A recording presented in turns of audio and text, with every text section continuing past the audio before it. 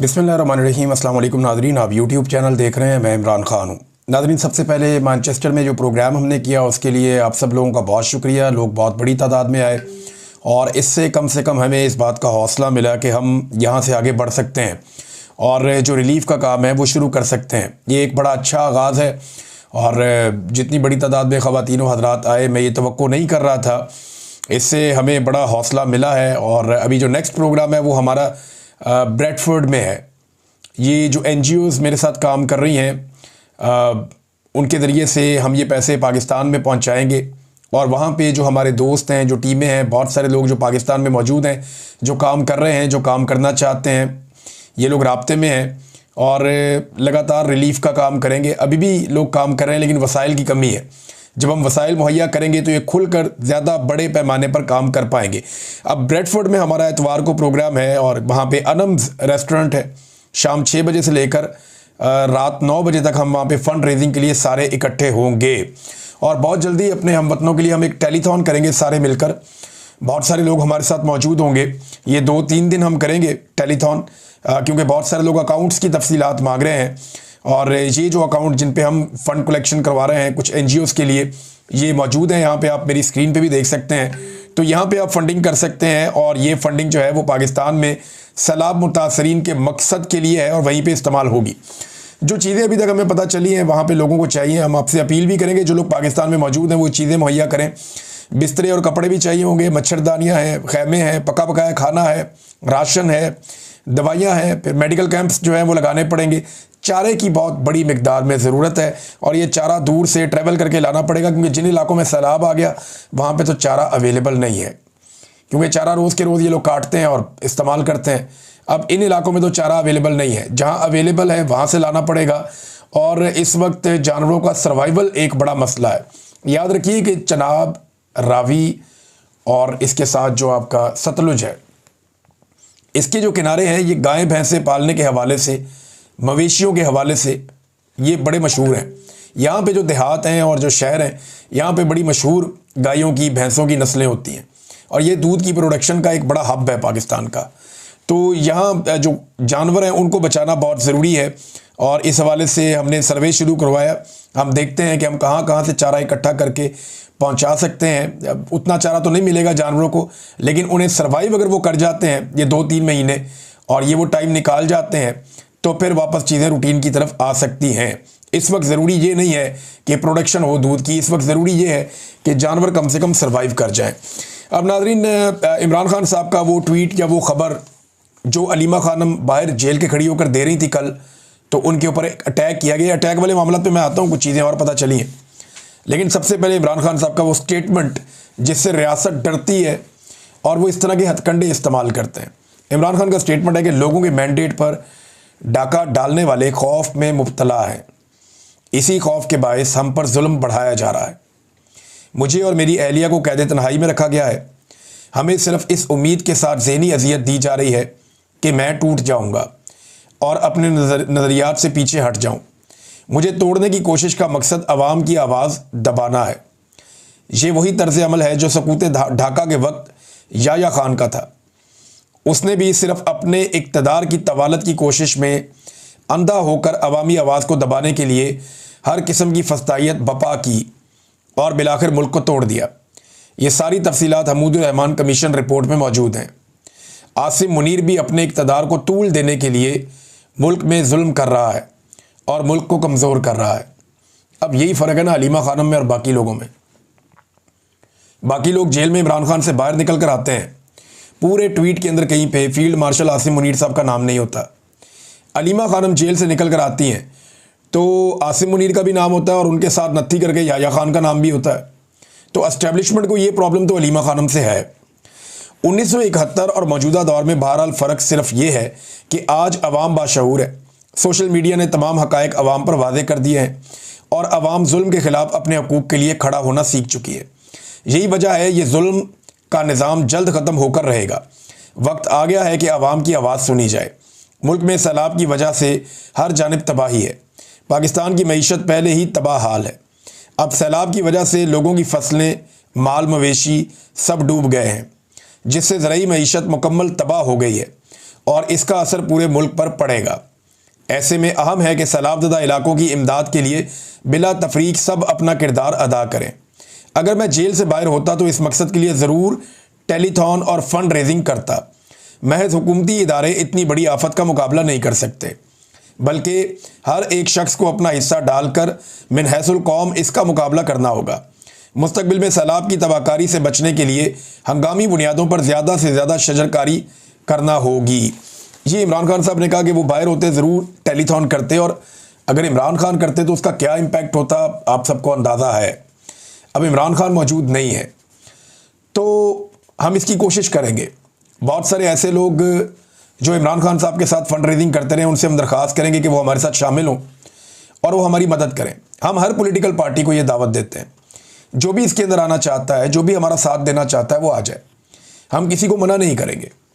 और जो भी, चाहे वो कोई मशहूर शख्सियत है, चाहे वो कोई फंड रेजिंग का तजर्बा है उसका, जो भी इसमें हमारी मदद करेगा हम उसके शुक्रगुजार होंगे, क्योंकि ये वक्त है पाकिस्तानियों को बचाने का। सर्वाइवल का मामला है ना।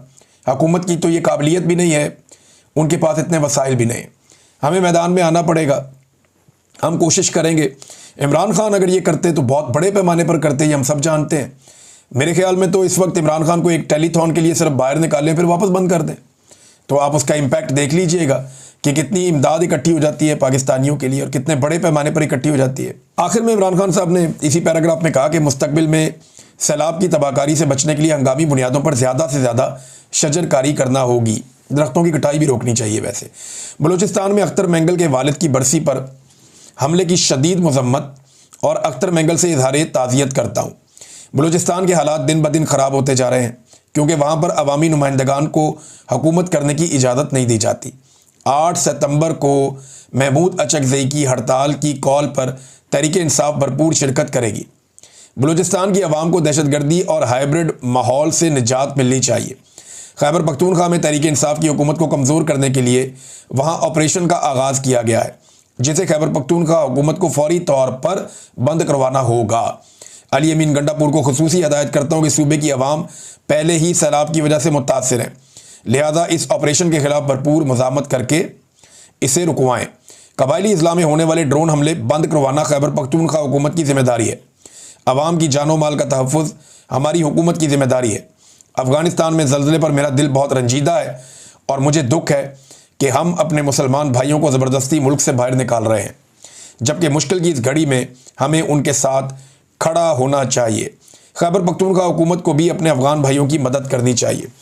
ये पैगाम था जी इमरान खान साहब का, जो नहीं बाहर आने दिया जा रहा था, क्योंकि इमरान खान साहब डायरेक्ट तनकीद करते हैं आसिम मुनीर साहब पर और उन्हें और इस्टेब्लिशमेंट को ये बात पसंद नहीं है। अलीमा खानम साहिबा पे जो हमले का मामला है, इसमें लोगों का मौक़िफ़ आया, लेकिन जो दरिया को कूज़े में बंद किया है वो जावेद हाशमी साहब ने किया है। जावेद हाशमी साहब कहते हैं अलीमा खानम पर हमला हमारी तारीख़ में एक और स्याह बाब है। इसकी इंक्वायरी पर वक्त और वसाइल खर्च करने की ज़रूरत नहीं है। अस्करी क़यादत या फ़ौजी क़यादत अपने ही गिरेबान में झांके तो मुजरिम मिल जाएगा। ये जनाब जावेद हाशमी साहब ने दरिया को कूज़े में बंद किया। ये जो ड्राइवर था गाड़ी का, उसका भी बयान आ गया और वो गाड़ी का ड्राइवर कहता है जी कि मैं तो ख़ुद परेशान हूँ और ये बड़ा अफसोसनाक वाक़या है। और जो ख़वातीन गाड़ी लेकर गई थी जिसमें वो फ़रार हुई हैं, वो गाड़ी फैसल कयूम नामी एक नाई है हज्जाम, वो किराए पर लेकर गया था और रेंट ए कार के मालिक ने कहा कि मेरा वाक़े से कोई ताल्लुक़ ही नहीं है, मेरी गाड़ी सिर्फ किराए पे ली गई थी, मुझे अफसोस है कि ऐसा मामला हुआ है। ये तो जनाब गाड़ी का ड्राइवर है, उसका बयान आ गया। अब अलीमा खानम का जो एटीट्यूड था, जो करैक्टर था, जो उन्होंने किरदार शो किया इस हमले के बाद, वो बड़ा मजबूत था।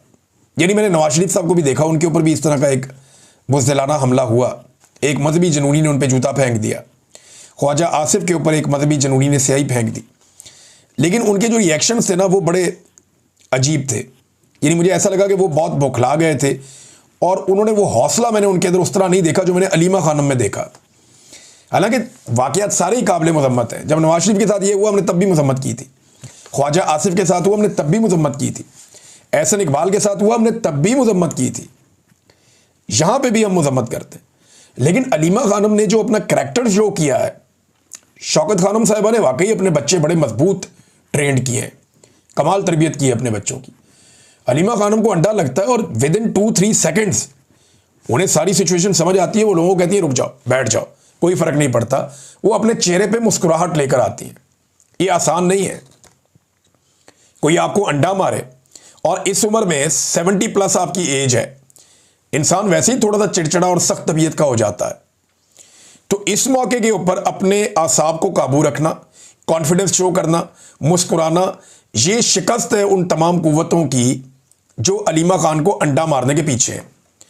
अब इसके ऊपर जो है वो इमरान खान साहब की बहन है नौरीन खानम, उन्होंने कहा कि आज के वाक़े पर दो टोक उन्होंने जवाब दिया कि हमारा जिनसे मुकाबला है वो बहुत कमज़ोर और बहुत बुज़दिल हैं। सादी सादी सीधी सीधी उन्होंने बात कर दी है। एक दरख्वास्त भी दी है पाकिस्तान तहरीक इंसाफ ने कि अलीमा खानम पर हमला करने वाली ख़वातीन के ख़िलाफ़ बाकायदा पुलिस को एक दरख्वास्त दी, लेकिन पुलिस ने इसलिए उन्हें कहा जी हमने हिफाजती तहवील में लिया था, हम रख नहीं सकते, इसलिए कि कोई दरख्वास्त ही नहीं आई। अब पुलिस कह रही है कि दरख्वास्त कोई नहीं आई, जबकि पाकिस्तान तहरीक इंसाफ ने वो दरख्वास्त दिखा भी दी है कि जनाब ये दरख्वास्त हमने दी हुई है, और बाकायदा लिख कर नीचे नंबर लिख के सिग्नेचर करके वो दरख्वास्त पहुँचा भी दी। और Tabish Farooq advocate high court की जानिब से ये दरख्वास्त पहुँची है और अंदराज मुकदमा की एक दरख्वास्त है। अभी अदालत में लेकर जाएंगे, कोशिश करेंगे। यहाँ इमरान खान को गोलियाँ लगी, FIR दर्ज नहीं करवा सका वो। यहाँ पे 26 नवंबर को इतने लोग कत्ल हो गए, FIR दर्ज नहीं हुई। 9 मई को पाकिस्तान तहरीक इंसाफ के ही लोग बहुत सारे कत्ल हुए, कोई FIR दर्ज नहीं हुई। तो ये FIR एक अंडे की क्या दर्ज होगी। बहरहाल गंडापुर साहब का स्टेटमेंट आया, वो आपके सामने रखने से पहले मैं एक चीज़ बताना चाहता हूँ कि बहुत सारे लोग इमरान खान को ब्लेम कर रहे हैं कि ये शायद इमरान खान साहब की पॉलिसी थी, ये जूता, ये स्याही फेंकना, ये चीज़ें करना, तो ये अब मुड़ के वापस PTI पे आ गई। ऐसा नहीं है। जो मैंने पिछले वीलॉग में बताया कि जूता फेंकने वाले, स्याही फेंकने वाले, गोली चलाने वाले, ये सारे मजहबी जुनूनी लोग थे। इनका ताल्लुक मजहबी सियासी जमातों से था, लेकिन PMLN क्योंकि आजकल एस्टेब्लिशमेंट के साथ है, तो एस्टेब्लिशमेंट की वो जमातें PMLN को जहेज़ में मिल गई हैं, लिहाजा उनके खिलाफ बात नहीं करते, PTI पे डालते हैं। इमरान खान ने उस वक्त क्या कहा था जब ये जूताबाजी हो रही थी, ज़रा ये आप इमरान खान साहब की बात सुनिए। मैं इसकी मजम्मत करता हूँ, ये बिल्कुल हमारी अखलाकियात के खिलाफ है, और मुझे खुशी है कि किसी PTI का कारकुन इसमें मुलव्वस नहीं, लेकिन तहरीक इंसाफ भी और आम लोगों को मैं ये कहना चाहता हूँ कि ये कोई तरीका नहीं है ये जूते फेंकने का या स्याही फेंकने का। ठीक है जी, इमरान खान साहब ने इसकी मजम्मत की थी। उन्होंने कहा था ये कोई अखलाकियात हमारी इजाज़त नहीं देती। मुझे खुशी है कि पाकिस्तान तहरीक इंसाफ इस पर मुलव्वस नहीं थी, और मैं सबको ये बताना चाहता हूँ कि ये कोई तरीका नहीं है जूते या स्याही फेंकने का। तो अब अंडा फेंका गया, पुलिस की यहाँ पे एक बहुत बड़ी नाअहली। आप सोचें नाज़रीन कि इस अंडे के अंदर कोई तेज़ाब या कोई ऐसी चीज़ इंजेक्ट की हुई होती तो ये कितना ख़तरनाक था। एक अंडा ही फेंकना है ना, क्रिमिनल माइंड कुछ भी कर सकते हैं, इसके अंदर कोई ख़तरनाक चीज़ भी हो सकती थी। भाई जिसने अंडा फेंका है वो ग्रेनेड भी फेंक सकता है। तो पुलिस की सिक्योरिटी के ऊपर एक बहुत बड़ा सवाल खड़ा हो जाता है, और पुलिस ने खुद फरार करवाया। समाबिया ताहिर साहबा और बहुत सारे लोग ये कह रहे हैं कि यहाँ पे साफ नज़र आ रहा था कि पुलिस यहाँ नहीं होती थी, पुलिस जानबूझकर आई, सादा कपड़ों में लोग खुद वहाँ पे पहुँचे, फिर उनकी निगरानी के अंदर ये कार्रवाई हुई, फिर उन्होंने अपनी निगरानी में उन ख़वातीन को बाहिफाजत वहाँ से फ़रार करवाया, वरना पाकिस्तान तहरीक इंसाफ के लोग ताक़ुब करके उन्हें पकड़ लेते। नाज़रीन अच्छी बात यह है कि राना सनाउल्लाह और फजलुर रहमान साहब ने ग्रेस का मुज़ाहरा किया, और इन दोनों रहनुमाओं ने मजम्मत की है। यानी अलीमा खानम बड़ी बावफा बहन है, राना सनाउल्लाह ने कहा बड़ी बावफा बहन है, उनके साथ पेश आने वाला वाक़या काबिल मजम्मत है, ये राना सनाउल्लाह साहब ने कहा। और देखें वो ये कहते हैं कि बहुत बावफा हैं, बुज़ुर्ग खातून हैं, और वो ख़ुद भी कहते हैं कि जी मैं उनकी बड़ी इज़्ज़त करता हूँ और इसकी हर सूरत मजम्मत होनी चाहिए। वो अपनी बहन के किरदार के तौर पे अपने भाई के लिए निकलती हैं। राना सनाउल्लाह साहब ने ग्रेस का मुज़ाहरा किया है, और ये बहुत अच्छी बात है, बहुत अच्छी बात है। ये इसके ऊपर यही बात करनी चाहिए थी सबको। फजलुर रहमान साहब ने कहा कि अलीमा खान की तौहीन नाकाबिल बर्दाश्त अमल है, इस जारहियत से पूरे समाज की हुर्मत पामाल हुई है। लेकिन ख्वाजा आसिफ जैसे जहन या तलाल चौधरी जैसे जहन इसके अंदर इंजॉयमेंट तलाश कर रहे हैं, वो इसके अंदर तनकीद का और एक घटियापन का पहलू निकाल रहे हैं कि जनाब ये तो ऐसे ही होता है, तो फिर यही अंजाम निकलता है, और ये तो इनकी आपस की लड़ाई है। तो उन्होंने ये करना शुरू कर दिया और इसको एक अलग रंग देना शुरू कर दिया। ये वो लोग हैं जो हमेशा सिस्टम के बेनिफिशरी रहे हैं और इसको इंजॉय करना चाहते हैं। लेकिन जहां इमरान खान साहब के बदतरीन मुखालिफिन वो ये कह रहे हैं कि ये ज्यादती है, ये नहीं होनी चाहिए थी, वहां पाकिस्तान तहरीक इंसाफ के अपने लोग इमरान खान साहब की बहन पर उंगलियां उठा रहे हैं। मिसाल यूसुफजई, जिन्हें अभी हाल ही में इमरान खान साहब के नाम पे सेनेटर बनाया गया है, उन्होंने हलीमा खानम को बहुत तनकीद का निशाना बनाया उनके दोनों बेटों की रिहाई पर। उनके मुबारकबाद हो, अब इमरान खान को भी छुड़ाएं और अपनी भाभी को भी घर ले आए, यानी ये तनकीद करी, बड़ी लंबी चौड़ी ट्वीट है। अब ये मिसाल यूसुफजई जो है वो इनका अपना पॉलिटिकल करियर क्या आप सब जानते हैं। 1-1.5 साल पहले कोई इन्हें जानता भी नहीं था, ये अचानक से आती हैं, पता चलता है कि बुशरा बीबी के करीब हो गई हैं, उसके बाद ये इंटरनल पॉलिटिक्स में आती हैं, फिर ये हलीमा खानम के एंटी हो जाती हैं, हलीमा खानम इनके खिलाफ हो जाती हैं, और उसके बाद ये सेनेटर बना दी जाती हैं। जब ये सेनेटर बन गई तो उसके बाद अब ये हलीमा खानम पे तनकीद कर रही हैं और उनके बेटों की जो बेगुनाह बेचारे पकड़े गए थे उनकी रिहाई पे उनको ताने दे रही। देखिए ताने दिए किसने, शेर अफजल मरवत साहब ने दिए और मिसाल यूसुफजई ने, इन दो लोगों ने ताने दिए हलीमा खानम साहब। वो लोग कह रहे हैं कि मुस्तकबिल में शेर अफजल मरवत साबित होंगी ये मिसाल यूसुफजई साहब, पता नहीं होंगी या नहीं होंगी, लेकिन लोग तो ये कह रहे हैं। अब बुशरा बीबी की बहन है मरियम रियाज भट्टू, उन्होंने एक ट्वीट किया कि अच्छा ड्रामा लगा हुआ है और आप सब बेवकूफ़ बने जा रहे हैं। Learn to analyze things, connect dots and reach conclusions. अब ये बुशरा बीबी की बहन है, वो ये कहती हैं, तो मोहसिन नकवी इसके ऊपर लिखते हैं कि बुशरा बीबी की बहन कह रही है कि सब ड्रामा है, हलीमा बीबी ने खुद को ही अंडा पड़वाया है। अब ये बड़ा अजीब चीज़ है कि खुद को वो अंडा पड़वाएंगी इस तरह, ये तो बड़ी हद तक वाली बात है। तो मेरी समझ से बाहर है कि जो लोग इमरान खान के बदतरीन दुश्मन हैं वो इस वाक़े की मजम्मत कर रहे हैं, और जो लोग इमरान खान के नाम पे बेनिफिशरी हैं, उनके नाम पे सियासत करते हैं, वो हलीमा खानम के ऊपर चढ़ाई कर रहे हैं। शेर अफजल मरवत आज भी जिस सीट पर बैठे हैं कौमी असम्बली में, वो इमरान खान साहब ने दी है। शेर अफजल मरवत तो चंद 100 वोट भी नहीं ले सकते, लोग बताते हैं वहाँ पे। वो कहते हैं शायद काउंसलर भी ना बन पाए, लोगों का ये दावा है।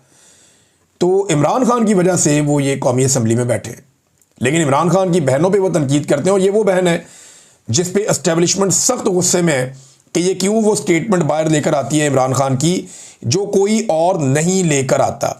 ये है जी मामला। नाज़रीन, पाकिस्तान का आज यौम दिफा है और एक और आज बहुत अहम तरीन दिन है, हमारी सबकी ज़िंदगियों से ज़्यादा अहम तरीन दिन है। और क्योंकि रबीउल अव्वल का महीना है और इस महीने में आप सल्लल्लाहु अलैहि वसल्लम इस दुनिया में तशरीफ़ लाए थे, तो ये बड़ा बरकतों वाला दिन है, बड़ा प्यारा महीना है। और इसमें जब मैं पाकिस्तान में होता हूँ तो बड़ा मज़ा आता है। अगर आप मदीना मुनव्वरा में हो तो आपको और एक फ़ीलिंग होती है, मक्का मुकरमा में एक और फीलिंग होती है। तो तमाम पाकिस्तानियों को ये दिन बहुत बहुत मुबारक हो। ये तो एक ईद की तरह का दिन है, इसे खुशी मनानी चाहिए। साथ में आप सल्लल्लाहु अलैहि वसल्लम जब इस दुनिया से तशरीफ़ ले गए तो तब भी यही महीना था, यही दिन थे। अब रवायात अलग अलग हैं, कुछ जगह पे कोई और तारीख़ लिखी है, कुछ जगह पे कुछ और तारीख़ लिखी है, लेकिन ज़्यादातर लोग जो है वो 12 रबीउल अव्वल का ज़िक्र करते हैं। तो ये दो नुक्ता नज़र से बहुत इम्पॉर्टेंट दिन है या वक्त है, आप सल्लल्लाहु अलैहि वसल्लम के इस दुनिया में तशरीफ़ लाने का और पर्दा फरमाने का। ये इस नुक्ता नज़र से बहुत इम्पॉर्टेंट है। अल्लाह ताला हम सब को नबी अकरम सल्लल्लाहु अलैहि वसल्लम से सच्ची मोहब्बत करने की तौफ़ीक अता फ़रमाए, और जो रास्ता आप सल्लल्लाहु अलैहि वसल्लम ने दिखाया, हम बहुत गुनाहगार लोग हैं, अल्लाह ताला हमें उस पर चलने की तौफ़ीक अता फ़रमाए, आमीन। आज पाकिस्तान का यौम दिफा भी है नाज़रीन। तो यौम दिफा पाकिस्तान जो है, एक ऐसे दिन में बलूचिस्तान में मोबाइल भी बंद है, इंटरनेट भी बंद है, मोबाइल के फ़ोन के सिग्नल ख़त्म किए हुए हैं। हम पाकिस्तान का 60वां यौम दिफा मना रहे हैं। 60वें यौम दिफा के मौके पर भी हमारी ये कैपेसिटी नहीं है कि, या हमारे दिफाई इदारों में ये कैपेसिटी नहीं है कि हमारे मुल्क का जो सबसे बड़ा सूबा है रकबे के लिहाज से बलूचिस्तान, जो कुदरती वसाइल से माला माल है, वहाँ पे हम मोबाइल के सिग्नल खोल पाएँ, वहाँ पे हम इंटरनेट लोगों को दे पाएँ। ये है पाकिस्तान के दिफा की हालत, और आज हम यौम दिफा मना रहे हैं। दिफाई इदारों की हालत आपके सामने है। नाज़रीन, चीन से एक और ट्रक की बत्ती आ गई है। ख़बर ये दी गई है कि 8.5 अरब डॉलर की चीन मज़ीद सरमायाकारी पाकिस्तान में करेगा। इससे पहले जो सरमायाकारी की खबरें दी गई और बार बार दी गई, ज़रा उन पे आप तवज्जो दें, कभी कहा गया सऊदी अरब 25 अरब डॉलर ला रहा है, अमारात 10 अरब डॉलर ला रहा है, कुवैत 10 अरब डॉलर ला रहा है, कतर 3 अरब डॉलर ला रहा है, अजरबैजान 2 अरब डॉलर ला रहा है, को 50-60 अरब डॉलर इन्होंने गिनवाए और 1 अरब डॉलर भी नहीं आया। अब उसके अंदर आप ये भी 8.5 अरब डॉलर शामिल कर लें। भारतीय मीडिया जो है ना वो मीम्स बना रहा है शहबाज शरीफ साहब पे।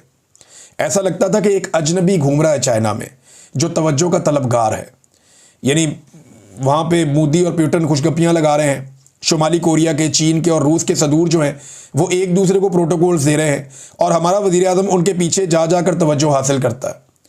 और अब कहते हैं जनाब वहाँ से बहुत सारा कोई और प्रोजेक्ट आएंगे। नॉर्मली इनके प्रोजेक्ट कमीशन वाले होते हैं, ऐसे प्रोजेक्ट लेके आते हैं जिनमें ये कमीशन कमा लेते हैं, सरमायाकारी का रोला डाल देते हैं और वो मुल्क फिर पाकिस्तान का, या वो कंपनी जो आती है वो पाकिस्तानियों का खून निचोड़ती है, जैसे IPPs में हुआ, जैसा अभी ये आज़रबाईजान के साथ पाइपलाइन वाला मंसूबा बना रहे हैं। नाज़रीन, सैलाब के ऊपर जो है वो अमीरों के बच्चे अपना ऐसा लगता है इंजॉयमेंट करने जाते हैं। मरीम नवाज़ साहबा की टिकटॉक रोज़ाना बनती हैं।